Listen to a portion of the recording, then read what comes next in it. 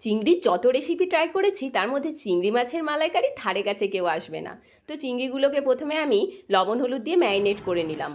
তারপর একটা নারকেল ফাটিয়ে নিয়ে গরম জলে দিয়ে আমি নারকেলের দুধ তৈরি করে নিলাম। আর মশলার জন্য নিয়ে নিলাম চপ করে রাখা পেঁয়াজ, রসুন আর টমেটো। ব্যাস মিক্সি করে আমি রেখে দিলাম। এবার কড়াইয়ে তেল দিয়ে আমি একে একে করে গলদা চিংড়িগুলো ভেজে নেব।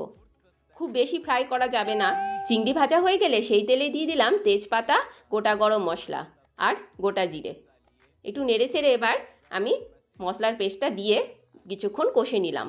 তারপর দিয়ে দিলাম হলুদ আর কাশ্মীরি লাল, দিয়ে দিলাম আদা বাটা আর লবণ। তারপর ভালো করে কষে নিয়ে চিনি অ্যাড করলাম। চিনি অবশ্যই দিতে হবে। আর দিয়ে দিলাম নারকেলের দুধ। তারপর নাড়াচাড়া করে কিছুক্ষণ ঢেকে রেখেছিলাম। এবার ওপর থেকে গরম মশলা আর ঘি দিয়ে নামিয়ে নিলেই হয়ে গেল চিংড়ি মাছের মালাইকারি। আর তোমরা আমার চ্যানেলকে সাবস্ক্রাইব করতে ভুলে যেও না যেন। Bye bye.